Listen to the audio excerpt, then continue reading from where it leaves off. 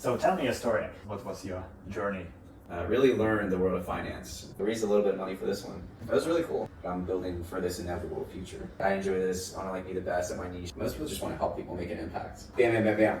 I can do this. My goal is to... Let's start. So, Jake, we are part of the Hack House. And so we've been living here for a week. We got to know each other a little bit better, living in this cohort. And so it's amazing that it's a great opportunity to meet so interesting people in the tech entrepreneurship. So tell me a story. What was your journey? How far back do you want me to go? I mean, your entrepreneurship experience. How did you end up working on the project that you currently have? Yeah, sure. Why did you choose to work on it? It goes back probably some years ago. I was first obsessed with like companies and always wanted to do my own company. Tried everything, had tons of failed businesses, ever since I was growing up. And I first wanted to move out to San Francisco like right after I graduated because I wanted to really learn about like how to do a true like VC scalable startup. So I drove out there without any job or anything, and I just found myself into a startup, and then went to an investment banking startup. That's where I learned all about investments and got my licenses and really learned the world of finance. And it's pretty funny. I was hardly getting paid anything, but I like just dove in and like was learning everything. What kind of education did you have? Like biology and business, actually. Okay. Yeah, I was actually gonna be a doctor originally, but I was like, it's too easy. Such a straight path. I want to kind of like build something on my own, and I feel like I couldn't do the same thing for like 20, 30 years. I wanted to like, really challenge myself. Was it difficult to get a job in a finance startup? It's pretty funny, actually. That's like, so what happened is I got a job just cold calling, this like Airbnb management startup. Okay. And I interviewed at this one. That was the first job? Yeah, I interviewed at this one. And they're like, sorry, like you don't have enough experience. I was like, well, can I just intern for you guys for free and get my licenses? And they're like, sure. I was like, all right, cool. So I literally like would go in there one day a week. I didn't tell them I was interning, but I was like, oh yeah, I have something on Thursdays mornings. And then like I passed my Series 7 and my 66, and then they're like, all right, cool, you can come join us. And that's how I got connected with John Foley, who's like been a good friend of mine over the past years. And yeah, that led me to work there. And then from there I went to SoFi and learned, I guess, it was growing, just raised $1 billion, like the exciting, like successful startup, being part of the successful startup in fintech and working on cool new stuff, building products. SoFi, right? SoFi, yeah. And what was it about? Can you tell a little bit more about the company? SoFi? Yeah. So their main thing was student loan refinancing, but I came in to help start their investments products. So I worked under John Foley, and we like worked together to just like build out the products from the ground up. I learned a lot. But you didn't have any experience in that, right? No, not necessarily. But learning how to put APIs together, working with the dev team, designers, planning, and also like politics, I guess, at bigger companies as well. How many people did work there? I think at the time it was like 600, like 500, 600, grew to like 1,000 pretty fast. How did you find this job opportunity? The investment banking startup I worked at wasn't like super successful. I was like trying to sell like alternative investments online, like hedge funds and startup equity and timber funds. But my colleague, John, he went to SoFi, and I like pinged him like, hey, like we're running out of money. I was like, hey, you should hit up John. He's at SoFi. They're working on some cool stuff. I was like, all right, I hit him up and interviewed, and yeah, I got the job. Yeah, it was like a reference. Yeah, exactly. And he worked on like new products for that SoFi, right? Yeah. So it was all like, so SoFi was mainly like lending, right? And their idea was like, hey, they only come here for a loan, so how do we get them to engage with us more, like on a daily basis, and so we can resell more loans, right? So it was launching investments products, right? You don't make money with investment products. Our first product was a robo-advisor, which was an automated wealth management. Like you invest like $100 a month, and we automatically invest it for you into like 5 different ETFs based off your goals. It's pretty easy. I guess it's easy because I know how to do it, but yeah, that's when we launched the first one. I got to see it, and then they went on to launch like other just crypto investments and other things. So it was like a new team that was built. Yeah, exactly. It's like me and John. And it's still quite a lot of people, like 600, and it's incredible that you could join from outside and start working. Yeah, it's like a whole new division. It's literally like me under John and then John under Mike, which was the CEO. And I would sit across from Mike as well. So it was just like 2 layers of management, basically. Like yeah, pretty much. It was kind of cool to see that at such a large company. And then like, yeah, it was pretty interesting. This is how you got fully into finance world. Yeah, I'd say that's how I learned a lot about finance, and then I decided to leave finance because I didn't know what to build in finance. Like I just wanted to start a company. I was kind of pressured into starting a company by my co-founder at the time because we were doing a custom clothing business, he's like, hey, you need to work on this full time, otherwise I'm leaving. I'm like, oh no, I don't want to. How did you find this co-founder? So we did like a startup weekend, Uh-huh. and then I met him there. Okay, so it was like a networking event, like. Yeah. How did you get to know about this networking event? Through a referral? Yeah, it's just like a popular like startup weekend was a big thing. They used to host it, and you like build a startup in a weekend and then pitch VCs, and we got like second place. Mm-hmm. Cool, like small competition. Yeah, exactly. It was pretty fun. And then the guy I met, he's in the same fraternity as me, so I was like, oh, it's meant to be. Let's like be co-founders. So we just like messed around with different ideas, and then eventually came across like I went to Thailand and got a custom suit. I'm like, oh, we should have this like in America, like cheaper custom suits that anybody can buy. And just focus on that for like 8 months, I'd say. Quit and then focus on that for 8 months. But it was So you quit your job? Yeah. And for the startup, did you have savings at that? Yeah, a little bit, but I like should have really thought about it. Like yeah, it sounds like that. yeah, I think I should have like instead of like just gravitating to the first like product or idea, I should have really sat down and be like, all right, like what kind of business do I want to build? How do I want to build it? You know, and is this like I asked other founders this like, is this VC scalable? Or do you want to do VC scalable startup, or do you want to do like small business? Yeah, like own like 80% of a $10 million business or 8% of a $100 million business. And so I think like, and with my more recent companies, I've really thought about that too. Like, okay, like what kind of business am I building? Who am I helping? What is scalable? What is not scalable? And I think you just learn this through like doing businesses. Like, is this a consulting business? Is this a services business? If it is a services business, how can you scale up? Yeah, just to try to understand what you're talking about is that you would rather build these concepts ahead of time in your mind, like you should learn about what kind of businesses exist there, type of business, small businesses versus consulting businesses versus VC-backed businesses, right? So it wasn't clear at all. Yeah, I think I was forcing something like, hey, this can be like this, and then like everyone's just like, well, it's like an e-commerce business, and then Indochino was already around, and I was like, like it could kind of scale that way, but even Indochino is like not a success story. What's funny though, and this is a random thought, a competitor I knew about years ago, and they even maybe knew about us. I became good friends with him like 2 years ago. I met him at WeWork, and they're like, oh, I built this company. He's like, no, I built that back at the same time. Did they make the same clothing? Yeah, and maybe we even had the same like factory. Who knows? You know.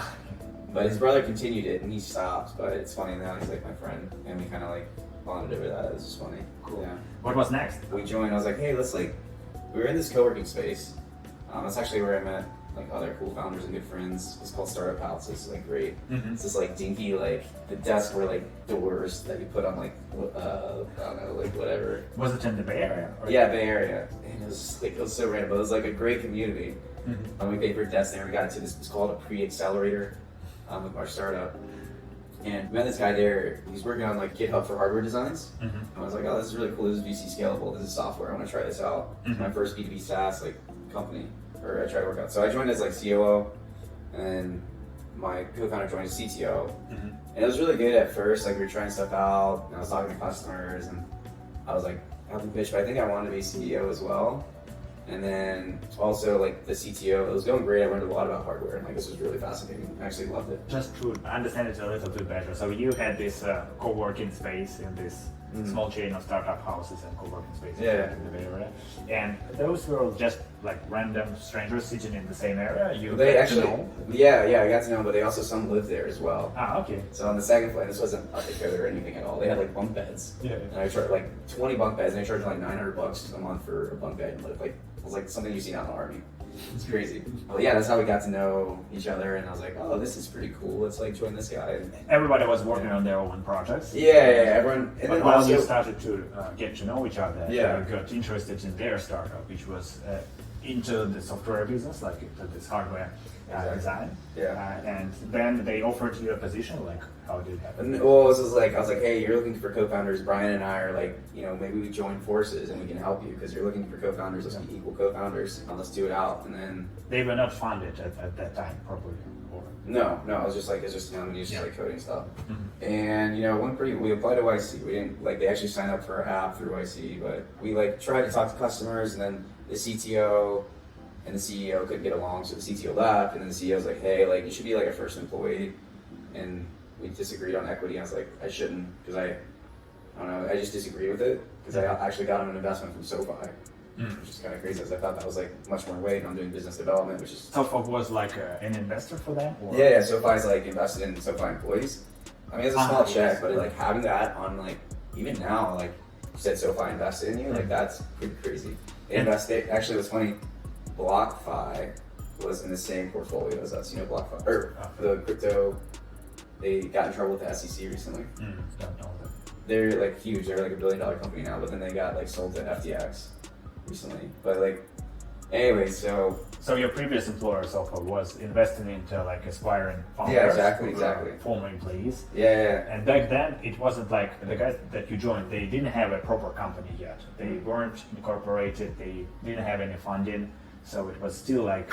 It was just like a an bunch of guys idea and who someone like wanted it. software he built that like, that would be useful. But they didn't want you to join as a co-founder, right? No, so we all were joined as co-founders, and then like the CTO and the CEO could get along. CTO left. Yeah. It's like, Jake, you're not technical.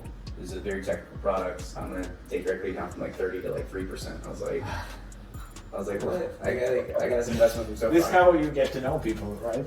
Yeah, I was like, experience. yeah, I was like, and so I just couldn't believe that. I was like, Yeah, that was really painful. It must have been like, you've been working with them for a while, I guess, before yeah, like that happened. 6 months probably.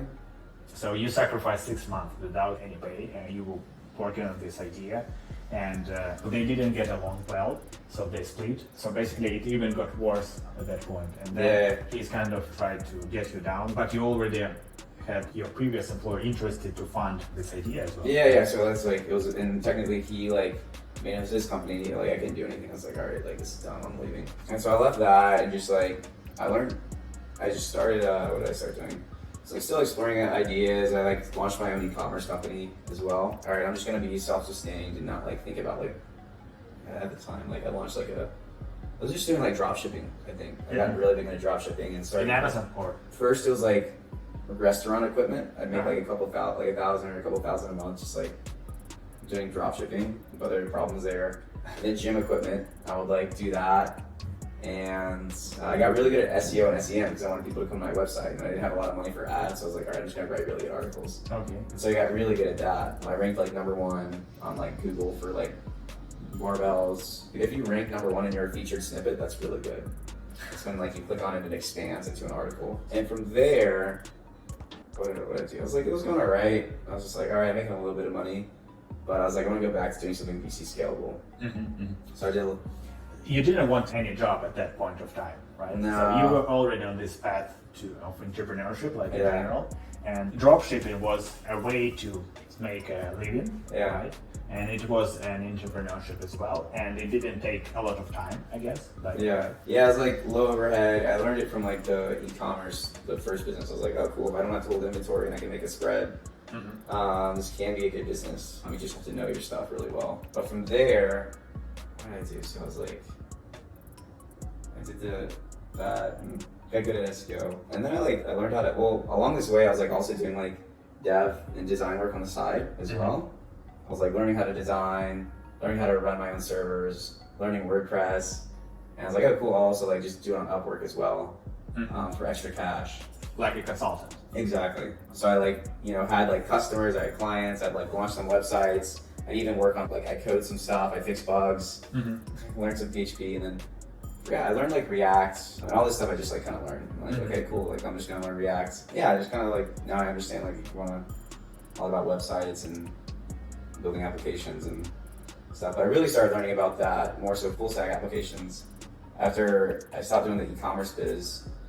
I focused on a SaaS business because I want to go back to like VC scalable. Like that's what I want to do now. And so that business was like first like a MarTech company. I started interviewing just agencies and what their biggest problem was, and it was like reporting. But let me interrupt just for a minute in order to understand. So you had this bad experience with the previous startup, then you kind of shifted into like the dropshipping business. Like solopreneur. I just like forget co-founders, which was quite good for the living, but it wasn't like a scalable business. So you had this vision that you wanted to make a scalable business. You didn't know how at the moment. And you understood that being technical is very important, but you weren't technical at that time. So while doing this dropshipping business, you started to learn and expand your skill set, having this vision in mind that you need to build a scalable business and you want to be a technical. So you ended up on the Upwork and learning about like you just take jobs and then you take jobs and you build relationships like, oh yeah, I can code, and then like you start building the skills. You just do it and it's just like, oh yeah, I can do this, and then you just like all it is just Googling, and then also free code camp helps a lot. I just like went through like full React course, and I got good at Was it Python. free? Yeah, free codecamp.org. It's amazing.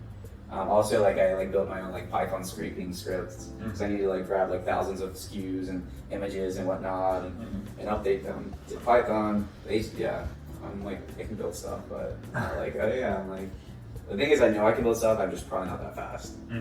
Cool. So this journey is like you kind of keep this vision in mind, but you go with the flow, like navigating, like you go into open sea with just a small ship, and you kind of start to navigate this ocean of business, like, and see. It's really good that you could also learn what a greater businesses are, and this is how you got to know that the SaaS business model is really huge. Yeah, and you could pursue it like in the end. Yeah, exactly. That's what I was trying to do, and I learned. So then I was like, all right, the SaaS, like, all right, cool. I can understand. I can hire engineers now. I kind of know, and I just through doing that, I learned what can be built, what can be like scrappy. I learned a lot through that actually. Like, so the first one was like a reporting software, and we were trying to build this almost like this. I didn't know what I was doing. Like, hey, it connects your Facebook APIs and grab like all your metrics really easily and put them in there. And the UX and the UI, like none of it made sense. This is when you started digging deeper into this topic. You wanted to learn more about exactly. Yeah. So you kind of felt that was a weakness for you at the moment. Yeah, I was just like, you just have to do it. And I think you have to like see. I read like all sort of design books, and yeah, it's like, and then also like problems too, like how you look at problems, how people, I don't know, what's worth it to people, and then also the time it takes to fix that problem. And how big is that problem, right? And I've learned that through each business, right? Like, I'll get to my most recent pivot in a little bit, but like I learned that, like I built like software that was way over engineered, but it, like the problem was like, you know, it's like, oh cool, I guess like I wasn't really solving the core problem of like, hey, I want to build a better relationship with my client. It's like reporting and keeping up to date with them. Like maybe I could build like a messaging and like a data room or something else, right? Versus actual like reporting thing. I mean, that would have been an easier build too. Like a data room, like a client data room or something. Like the problem wasn't like reporting so much. It was just like having good relationships with clients, checking in and making sure that you're hitting targets. Was it a particular client that you were talking about, or what was it? Oh yeah, so the business was like, I interviewed like 100 agencies. I'm like, all right, I interviewed enough. I know what the problem is with reporting. So you were working with the different contracts on Upwork, and then you thought like, the SaaS model is really good, you should pursue it. Like you didn't have any particular idea in mind, and you wanted to start with a real problem. Yep. Because you had this access to these different small businesses. Yeah. You wanted to interview them to get to know what kind of problems. Yeah, my cousin worked at an agency, so I could talk to him all the time and see what his problem. Marketing agency. Yeah, digital marketing agency. It's like, oh cool, there's a lot. They're willing to pay for some stuff. And you can talk to them pretty easily because they're like targeting you. Yeah. And so I just like talked to a lot, and I was like, oh cool, like it seems like reporting is a big problem for them.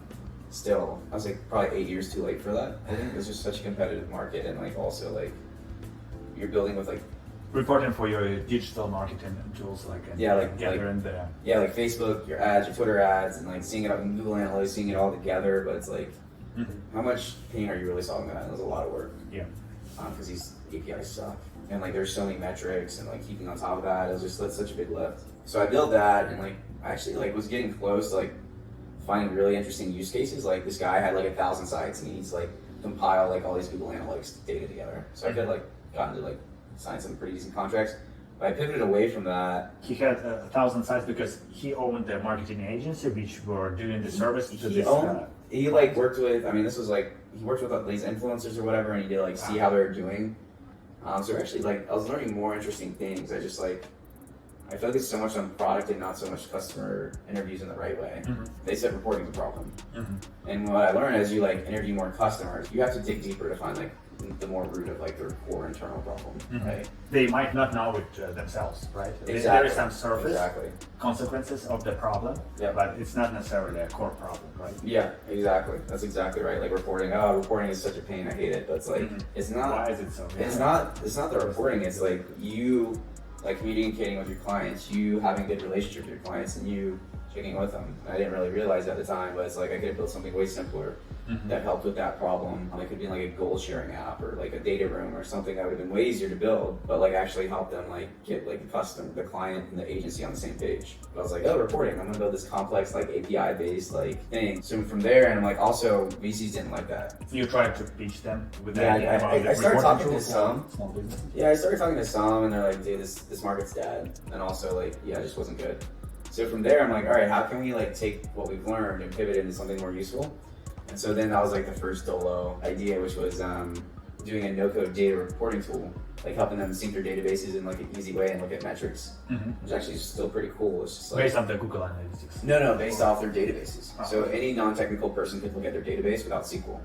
But did they have to be in a particular niche? Or? No. I was talking to like different startups, and yeah, some startups were really nice, made some like good friends, and they like, you know, made me a little bit of money and like did all these reports for them. But that one I learned like the sales cycles were like 3 to 6 months, and then you need to be very careful when you're selling to startups. And it's not an easy like buy immediate with startups because startups move so fast. They like have their own tech team, and then they change so fast, and their requirements change so fast. Yeah, and they also grow. Yeah, and they're also really cheap. Down. They're cheap too, so you have to be aware of that. Not that cheap actually, but yeah. So you tried this reporting tool. You tried to build some relationship with it, but it didn't work out. I couldn't get anyone to like, oh yeah, this is cool. Like, here's my money. It was more like, yeah, I pay like $7, $70. Like, yeah, I pay $70, but like really, they're just kind of forcing those answers. It's like, would you really? If you didn't have the tool at the moment, you had this idea, but you just tried to explore like with them. Yeah, and they said once it's ready, I'll pay you.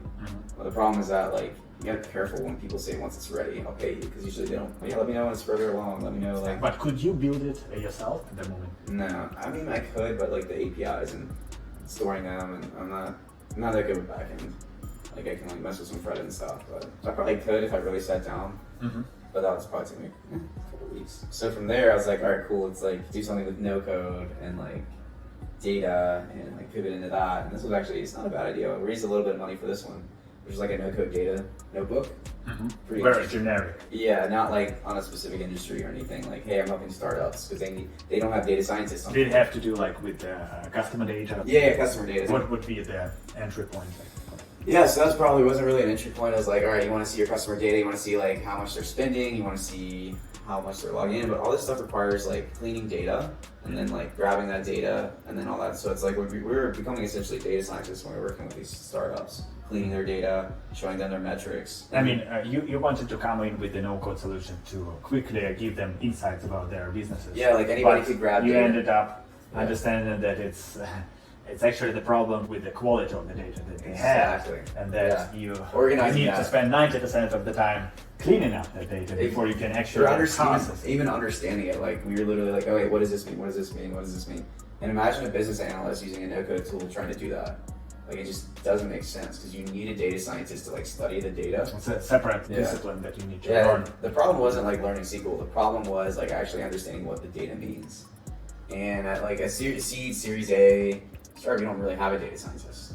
And so we're trying to like, oh yeah, you can like tap into this, but you still need to like understand where the data is coming from, how it's doing that. Because doing like calculations on it isn't hard. It's not that hard. It's just like understanding that data. And that's like the part that you'll still need an engineer. You'll still need that wherever you are in the cycle. But you were able to raise some money for it. Yeah, small amount. It was like a pre-product phase. Yeah. And then you started. Yeah, we had a product. We built a product. Yeah, we had a product that like worked. It was pretty cool actually. You could sync your database. You could like grab certain metrics. You can drag them into like a chart. And so you could. It was really cool. You could be like, oh yeah, I want to see like time on this axis, and then like users logged in or user time. You can just drag it super fast. It was really cool. Like pivot tables for. Yeah, exactly. Pivot tables for your database. Yeah. Like super fast. And it actually worked. It was really cool. Yeah, and I certainly can see a lot of demand for it because you don't want to leave separate life from your database. You want it to be synced. And at that time, it was mainly like a separate subjects. Like a data analyst would need to download an Excel spreadsheet from your database in order to run analysis. So it was like lived two different lives. Yeah, exactly. It was like, that's exactly right. So we're like, all right, cool, like super fast calculations. So like grab this, right? And it worked, like really cool. Like you load like all the table headers in there, and so you could like easily see it. And it's like, it's actually a really cool product. like super fast pivot tables, honestly. But the thing is, you still had to like go in there and then change calculations. It was like a hard product to build, but it was. You had to have technical knowledge, and you had to be an analyst, data analyst yourself, in order to use this tool. Yeah, I mean, kinda. You just had to like, I don't know. It's like it was cool. It was just you still needed to know what data was what, and like, I mean, it can still work. It can work. It just and people would like log in and try and mess with it. It was so cool to see users like mess with it and log in and all this stuff. But it's just like, yeah, I think it was just like hitting product market fit was a little hard with that. Did you have a lot of users? No, not a lot. No, It was all small businesses who you. it was like startups and yeah. like tech people, and cause you had to know your database credentials, right, to like connect it. We took a lot of inspiration from like retools, like retool but simpler. It's kind of like in that space, like retool but like way simpler. So we're like, oh yeah, it's like a no-code internal tool builder at first, and then like, oh yeah, that's actually really cool. Did you raise a lot of money for it? Like, no, we didn't raise that much. We raised like 50, 60, 70 or something like that. from angels? Yeah, angels. Yeah. That was really cool. Did you have a co-founder? No. Yes, it was still. I was looking for co-founders. I like explored. Yeah, it's funny. It was actually easier to raise for that than my last company. It's always great. You have had a really rich experience there. Yeah, a lot of stuff I tried. I was doing this, I'm like, man, the sales cycle is taking like 6 months just to close $150 a month. I was like, what? Like, that's not worth it. I mean, I'm talking startups like, yeah, we can maybe pay you like $200, $300 a month. I'm like, dude, this is gonna take like 3 months to build. And it's just like To customize it for you. exactly. Or like 2 months, and like it was like 2-3 month sales cycles for like $100, $200, $300. I mean, sales cycles, but also the business cycle. Once they sign up, you still had to spend considerable time. Exactly. To And make it's it like work for I'm them. like fighting tooth and nail just to get like $200, $300 a month. Like that's ridiculous. And this is like a really hard product. I mean, every product's hard, but this is like this sales cycle doesn't make sense. That's why I'm like very metrics driven now. I'm like, all right, cool. The metrics need to make sense to like, and the data needs to make sense to move forward on certain things. But from the there, metrics from the business development. exactly, business development, So- like customer acquisition cost, how long it takes to implement, how long it takes to build. If the numbers make sense, go forward, right? That's why I'm very focused on that versus like before I'm like, oh yeah, let's like keep pushing, let's keep grinding, let's like make it work. And you can just grind yourself into like a wall, and you're like, all right, like this isn't the right path. Just trying to understand you better. So, getting back to this analogy that you would be sailing on your ship in this ocean of entrepreneurship of different businesses. So you kind of understood how to find the clients and how to find the solutions. Yeah. Right. So you kind of had this wind, like blowing like forward, but you understood that you don't have a really good ship at the moment. Like you are too slow. Exactly. Like, you're like, all right, like too small clients, takes too long for the solution to be tailored for their business. And now you understood that you need to measure it, right? Yeah. This exactly. Like, all right, let's speed. measure the wind speed. Let's like, hey, let's make sure that we have the right wood. Let's like, all right, the water will be good. No, let's actually sail tomorrow because we'll get there faster, right? So I learned from that. And then what was interesting, this last one, I was like, all right, cool. I was like pretty down on myself because like, this isn't gonna work. We're gonna pivot. I don't know what to do. I just told everyone like, hey, let's not work anymore. You guys just take the time off. And then I was on family vacation. I was like, all right, cool. I started doing more introspective outlook, which is just starting businesses. Like, all right, cool. What do I want to do? What do you I still didn't have a co-founder at that point, right? No. It was like some colleagues. Yeah. So your team, right? Yeah, I had a team. Yeah, some great people I worked with. And then I took some time off. Like, I hadn't taken a week off and not done work in so long. I was like, all right, I was with my family. I'm not gonna work at all this week. Like, oh yeah, I want to like be involved with like, I really believe in community, and family is like the most important thing. I see that in the blockchain community and decentralization, and really thought about like insurance. First I was looking at insurance and I was interested in that. And then I got into finance. I was like, B2B financing with blockchain. Because I even explored, I guess I forgot like one part I looked in 2017, I was looking at doing a crypto ETF for like a couple months. But it was like $15K just to get the legal bill started. And so I was like, I can't do crypto ETFs. Like, I couldn't raise money for that. I don't have that much money. But this time around I was like, oh, this is fun. I love learning it. It's just like investment banking, but it's decentralized. So I just, for 3 months from October of last year, around there, I just studied like DeFi like every day. Like I read all the books, looked at all the protocols, somehow made some money and then lost it, and really learned everything there was like about blockchain, or as much as I could, like 3 months every day just studying it. And then from there, I'm like, oh, Why did you decide to learn about it? I knew it was the future. It was like kind of like I call it like a Jeff Bezos moment.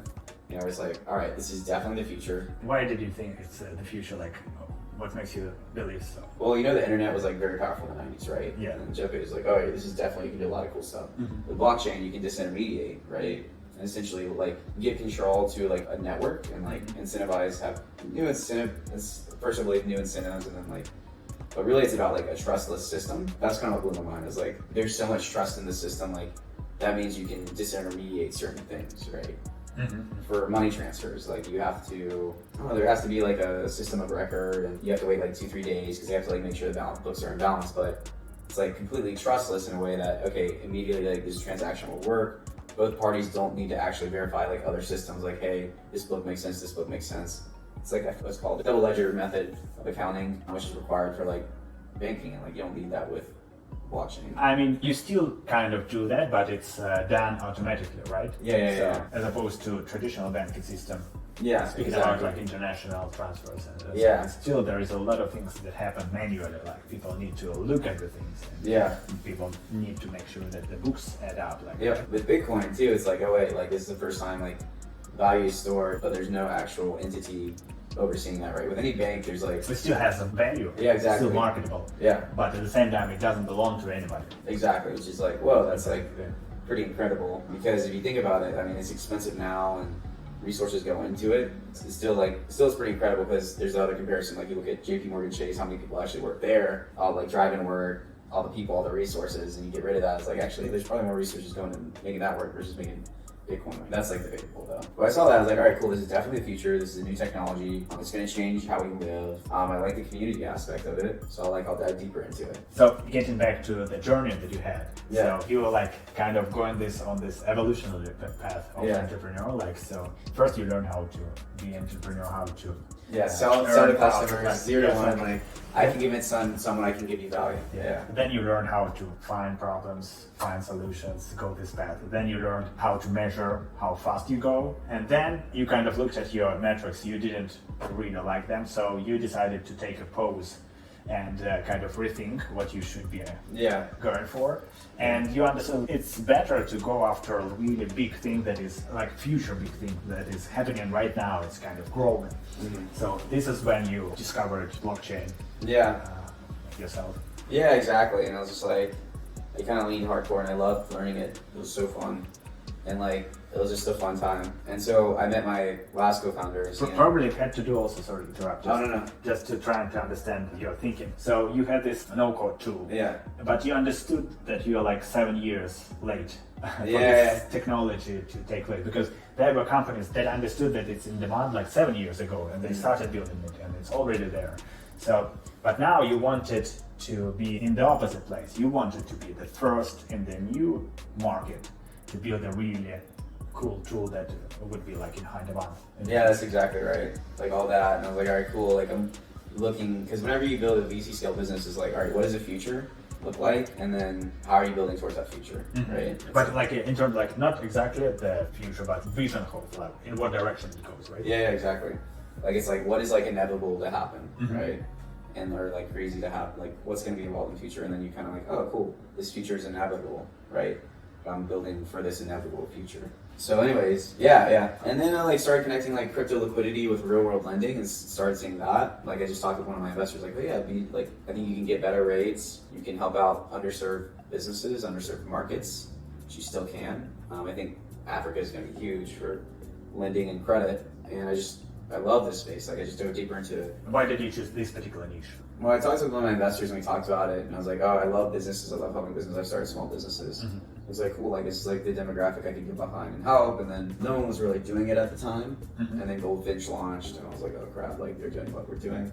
So I pivoted a little bit. Yeah. Also, in December, I'd say another good thing is like me and Sina, my last co-founder, great guy.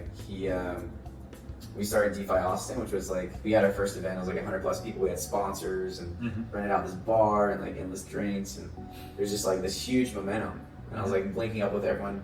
I was in Austin for about 6 months, but when I got into DeFi, I was like, I got really connected, and like I could kind of stand out as this like leader in DeFi. And it was cool because I knew a lot. I knew a lot about DeFi and the DeFi markets and what was happening. I wasn't like super technical on a lot of stuff. ZK rollups versus like optimistic rollups. I mean, I kind of knew that at the time. But yeah, it was cool because I could like, and one actually book I read that really affected me was called The Dip. Mm-hmm. It's actually really, it was just by Seth Godin.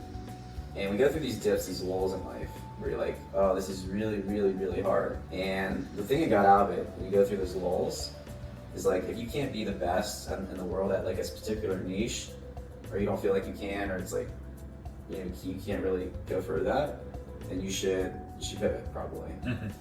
But if you feel like, oh wait, I enjoy this, I want to like be the best at my niche, I can really niche out in this, then go for it. And so before that, you've learned about DeFi, you got really good at it, get really connected with this sphere, and then you launched this event. Yeah, so DeFi Austin was a meetup group. Yeah. And it was like fire, it was so great, I met like some of the smartest people in Austin. It was really You cool. wanted just to build a community, was it your thing? Like, or? Yeah, it was my thing. And I got like other like Uh-huh. VCs involved and other founders and made some great friends. And Sina, he's like working on with me, he's like, hey, let's be co-founders together. Mm-hmm. Problem is we weren't both technically strong. I'd say he wasn't technical at all, I was technical. But I was like the CEO, I was like doing all the fundraising and stuff. But we actually like, you know, You already had this idea about the lending and... Exactly. And then it turned into like this, you know, we talked to all these lending companies and it was pretty interesting conversations and we like built up a lot of demand actually. Like companies would come to us, we need money. It's actually like, it's a space that needs to be improved definitely. Like we come to us, we need $10 million. I have this lending, you know, I've given out $3 million in loans, I need 10 million total. And it's like a good company too. And people are still doing this, connecting these companies with debt financing.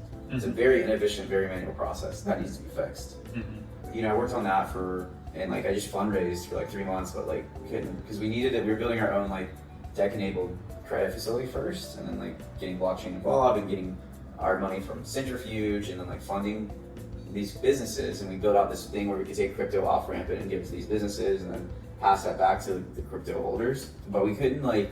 We needed to raise money, and this was in the bear market. We needed to raise money to get that first 10 million, so we needed just the 500K, and like talk to like tons of investors, and like, oh, we want to see loans to the door. I'm like, well. So your idea was the product that you were trying to build is to enable to lend to small businesses and the loan providers, So traditional banks. So we would actually lend to like lending companies. Mm-hmm. So that's what's called To like the micro lending companies, which go on blockchain. Or Yeah. Well, we kind of at first we were like, oh yeah, we're gonna launch our own protocol, but then we kind of as DeFi like tanked, we said like, hey, we're like a tech-enabled credit facility powered by DeFi, like powered by like we're getting money from DeFi at a better rate, which we would have gotten. Mm-hmm.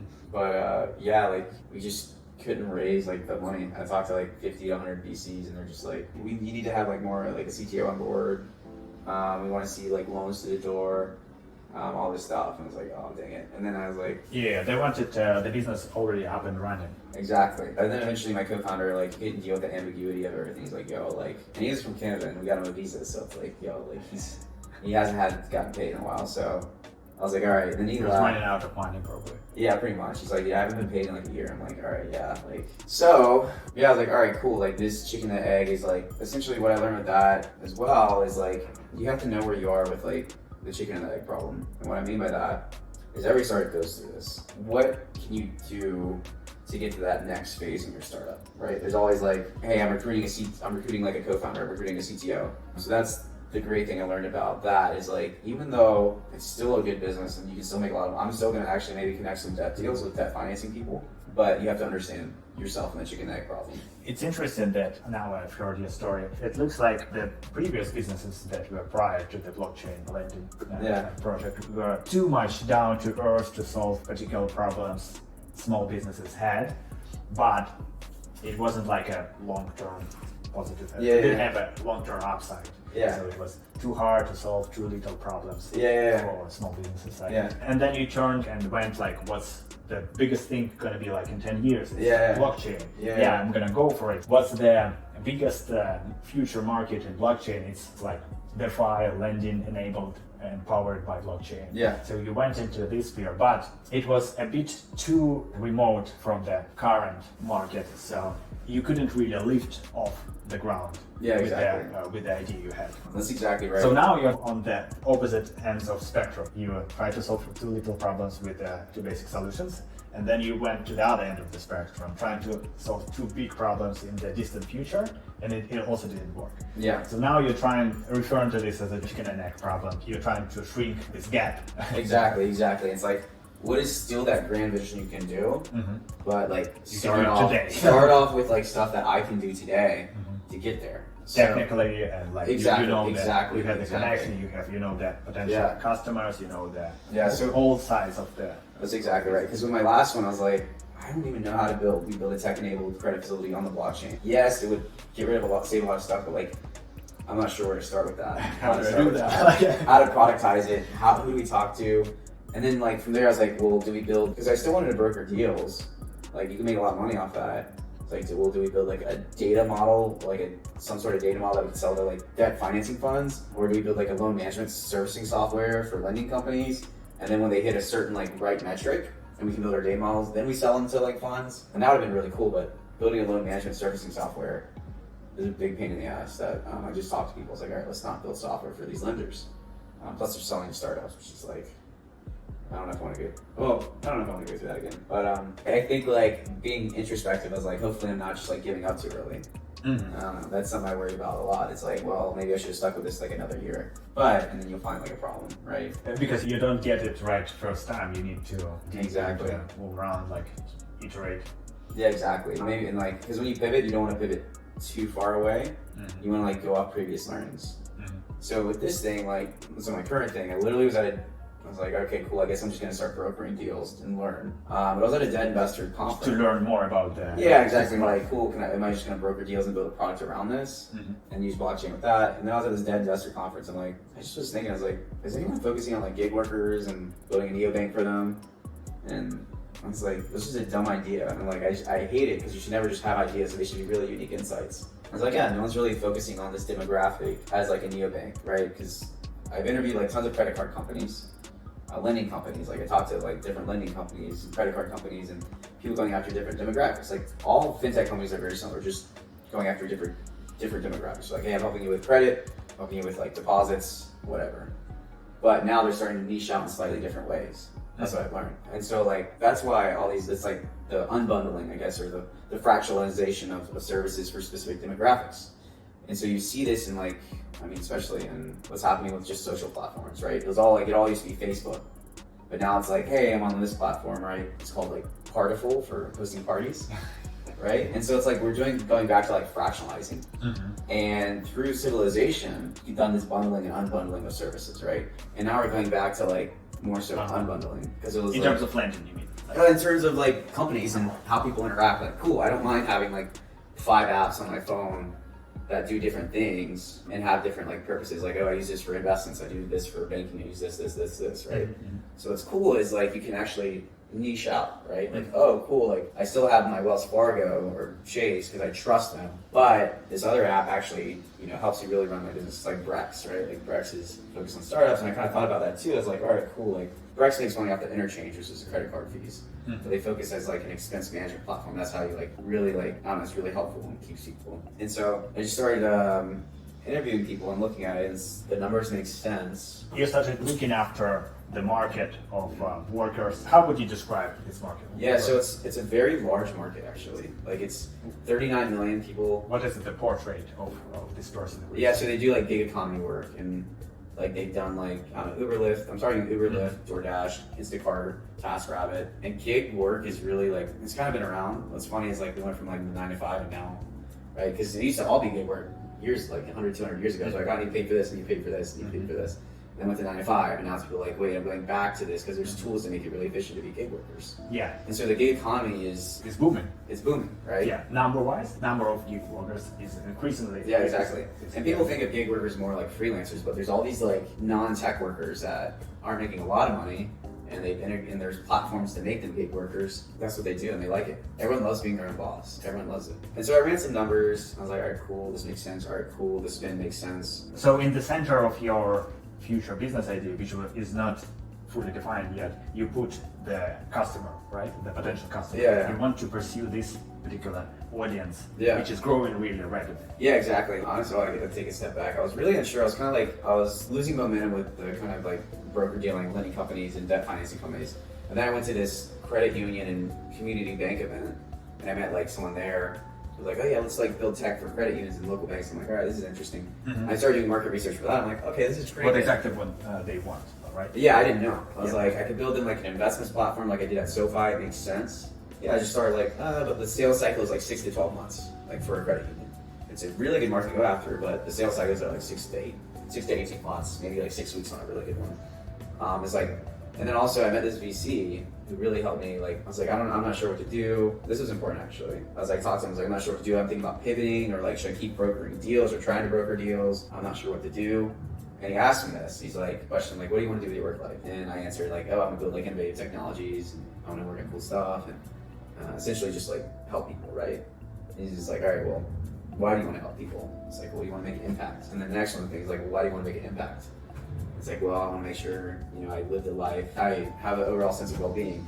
I'm like content with my life. I'm like, why do you need a sense of well-being and content in your life? It's like, well, I want to make sure, essentially, I was given a life and this wasn't wasted.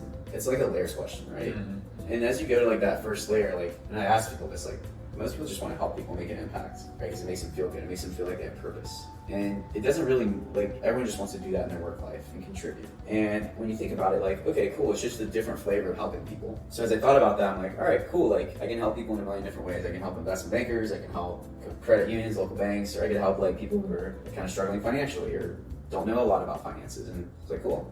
And, like, if the market makes sense, let's do that. Like, I feel good doing that. Like, they literally, the gig workers help make the economy work so well. It's like the McDonald's worker there. And so that really helped me like solidify that direction. So it's really incredible. This VC usually help you. Yeah. So you had this like couple of options in life, what to pursue next. Yep. So you weren't sure what to do that. So the exercise that you had just lifted up in your view over your life by asking these questions like, what do you pursue? Why? 5 same questions in a row, like why do you do this? Why? Yeah. Like, and so now you were lifted and you could see that the bigger picture of your life and what you wanted to pursue in it. And so it was much easier looking at from that horizon level. Oh, actually, I can go in this direction. It will cover everything that I do, everything that I know already. So it's like easy choice, right? That's exactly right. Yeah, I recommend anybody go through that. He said, I talked to him recently, he's like, don't ask anybody that, but I think, because he's like, some people don't want to know that about themselves. Some people don't want to ask themselves hard questions, why they do what they do. But I don't know, I think it's mostly helpful for people. Definitely, like it needs to be intentional. Like, yeah, that's what he said. He's like, make sure only push people if they want it. But I just like sharing that with people. Yeah, that was really probably one of the most impactful conversations of the year for me. This is when you shifted then you suddenly understood that there is this really big, probably underserved well, yeah, so that niche of, yeah. Well, that conversation was like 2 weeks, like a week before I went to this debt conference, and I was there, and I was just thinking, I was like, I was just sitting in there in like a kind of a boring, like, we're talking about all sorts of debt and debt financing, and still fascinating. Like, money it's the reason why I love money is it lets us do everything. Not in the sense of like, oh, I can buy a car, but it's like, it's the reason why we're able to come. Instrument. We can live in this badass like place with all these badass phones, and we can come together, and like it's all efficiency, and efficiency's through money. That's what's so cool. And so when you make money more efficient, or like use it in a different way, a new way, you can like help people create new ideas. You know, it's like this ripple effect. That's why I think I'm fascinated with it. But so that was a week, and then so here we are now at Launch House. Wow, that's quite a You haven't decided what the product should be at the moment. Oh no, yeah. So I was sitting in there, and I was just like in this debt conference. I'm talking, and debt people are super nice, and I love talking to them. And like that's what they're actually you need debt financing for credit card companies. You need float for the credit cards. So I still get to work with those people and help them. But I'm actually truly helping like my core customer is these people who, you know, I've struggled before financially, like a lot. My parents, like, you know, we were good, but, you know, we weren't like, oh yeah, we're gonna go vacation overseas. We never would do stuff like that. We never struggled, you know, but I didn't really have the freedom like I wanted as like I think like, we did whatever. I had an amazing childhood. My parents are amazing. I felt a lot of the pains, like, of not having, like, really worrying about like, oh shit, like, but I was like, cool, is there like a credit card or a neobank for this demographic? And like, even just talking to my buddy who works at Mudflap. So why did you choose this demographic? You were at this debt conference. Was it like something that related to yourself? Not really. I just thought about it, and I started doing research. I'm like, no one's really targeting them. I want to make sure that I go after something that's an underserved niche. Yeah, so you kind of, being at this debt conference, you kind of had this overview of what's going on in the market, because it was a representation of the Exactly. market. I know what lending companies are out there. A lot of people are going after like subprime, prime, like, but not really in the way of like, hey, I want to go after people who have credit card debt, but like make it money. But it's like, you have to find this niche, like a persona that's, a lot of people are going, oh yeah, I want to go after the Latino market, but that's like huge, like Latins in America, like that's huge. You can't really, you can kind of help, but you need to like, so if you could go after like a very specific niche and like solve like a neobank and a card that focuses on those benefits and like a certain either like the problems or like the lifestyle they have, that's a good advantage. And that's where you really get good customer acquisition costs, right? I'm still technically like a neobank and a credit card with benefits. That's all I am. But if you build a product around a niche, it's just going to be way better. But the way to discover this niche was to first to become kind of expert in this industry. You started doing videos, and once you all got to know 100% of what already existed in this market, being at this conference, you suddenly realized that people don't look at the market the way it's expanding at the moment. Yeah. So they were looking at it from the demographic perspective, from the geographical perspective, but not from the way that what people work for. Yeah. Well, the debt was more like, they were like trade receivables, like all sorts of debt, more like debt like that. Like this, so this debt is really like, it's almost like secured credit card debt. It's credit card debt. A lot of people stay away from this. But yeah, they like these debt investors were like trade receivables, like revenue-based financing, working capital, like business debt more so. Yeah. Which are standard debt instruments which were around for years. Yeah. Everyone has their own underwriting system, and like even an M&A guy was in there, mergers and acquisitions. It's just fascinating. Like everyone has all these crazy credit models for looking at all these crazy situations. And you can just build a credit model too. I don't know, like this demographic I just thought about, I was like, it's just a thought. I'm like, because I looked into it before, I'm like, and then just talking from different credit card companies, like you know, I talked to a credit card, like, oh yeah, we need $2 million doing over collateralized Bitcoin crypto credit cards. I was like, all right, that's cool. It's like niche. And then another one, they were doing like, we're giving out loans for people who have high credit card debt but have good jobs. And then just seeing the success of like Brex, and then I talked to like different VCs, and the interchange, that's all everyone, I didn't really know about the interchange, right? Like how much you make off it. I'm talking with VCs. I talked with one VC, he's like pretty smart. Everyone's all about the interchange. I'm like, why? I was like, because you make 2% of every transaction. That's better than lending. If someone can swipe a lot, and if you have a better credit model and it's a secured credit card, like that's amazing. And so 2% of every transaction is pretty amazing. Yeah. I mean, that's like on the high end, I think. But so just all this stuff like came together. I'm like, okay, cool. Like it's demographic. And now what I'm doing now is like, and more so, I guess the other thought real quick is I can build this. I know how to productize this. I mean, you can build a credit card for these demographics. Yeah, over the past year, I talked to like all these different banking as a service providers. I understand what DDAs are, demand depository accounts, and the benefit IDO accounts and the benefit of accounts, all these different things, and working with banking partners, and because we're going to partner with them to like sell to their customers, and then also we need one as well for holding customer deposits. So I learned all about like these partners, what the process takes, and like KYC, AML, and we even had our own. We still use the same guys from the last one. And think about it, we're already approved to use them. And all this stuff I like learned, and it just like transitioned pretty easily to this. So that's what I'm doing now, and I'm making sure with this, you know, this month I've really hit goals. And the thing is, I've seen with other fintech startups what those goals are for raising a good pre-seed or seed. I was like, all right, cool, this is doable. It'll still depend on other factors I don't know, but like it's very, very, very concrete on what the next steps are, which is what I like. I need like a concrete path, and I need like, that's what's most important, I think, when you're building a startup. Like, hey, these are the things we need to do to get to that next step. And when you do that, then you can make all the steps. Exactly, and you can make all the steps. Bam, bam, bam, bam. I can do this. Once you get there, and then, you know, like seed series A, you kind of like, all right, cool, now we're just, you know, achieving product market fit better, but kind of refining the numbers. So yeah, that's why I was like, all right, cool, the path. Other things I wanted to do is like the path of least resistance, talking about that, as well as like why me. I have an advantage in finance. I had those licenses, I worked in it. I also worked with all these debt financing companies, had these relationships, and on technicals as well, so I can build it. But yeah, now here we are. That was probably the most in-depth I've ever told that story.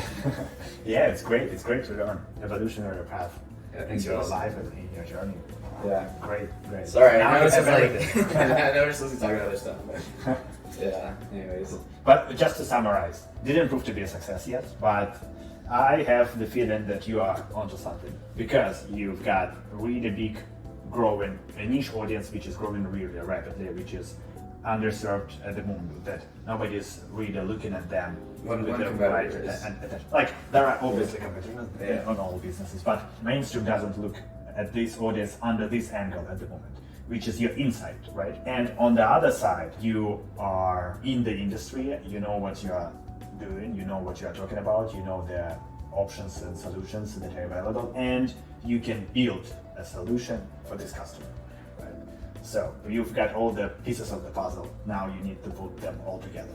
Yeah, thank you. That's what it feels like. Sounds But it good. always feels good, you know, like when you're early into it. It always Excitement. gets- Yeah. Yeah. Well, I think the assignments, what feels different about this is it feels much more like work. Like work in the sense of like, I know it needs to get done and I can do it. Yeah. Before it's like, Doable. yeah, before it's like, all right, I just need to talk to 100 VCs and convince them this and then we'll like have this direction. Now it's like, this is the path, this is what we're doing. There's still a lot more unknowns. And dependencies, but Yeah. but Yeah.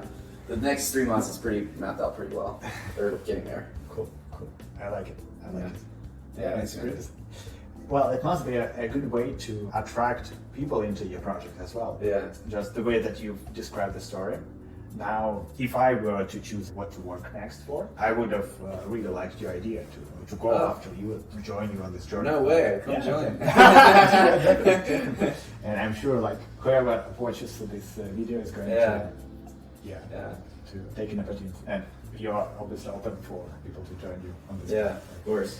I learned a lot about that, and that's like, and also my other goal too is I don't care so much about it. I learned a lot about that, like equity, whatever. Like my goal is to win and not like be like I want to win, but it's to win. So it's how do I work together and with the right people and just like give away as much equity, work with the right people, get the right people on board. I don't care because I want to like build this, and if I give away all my company, I make a little bit of money. That's fine. I'm Yeah, not- the upside is so huge that Yeah. you just need to. Like, I'd be very happy if this, logically define yeah, it. if this company somehow like I kicked out, I was like, cool, like I remember that and I helped that, and like if I see it be successful without me, I'd like, all right, cool, like I'm glad like I helped start this. Yeah, Great. Cool. yeah.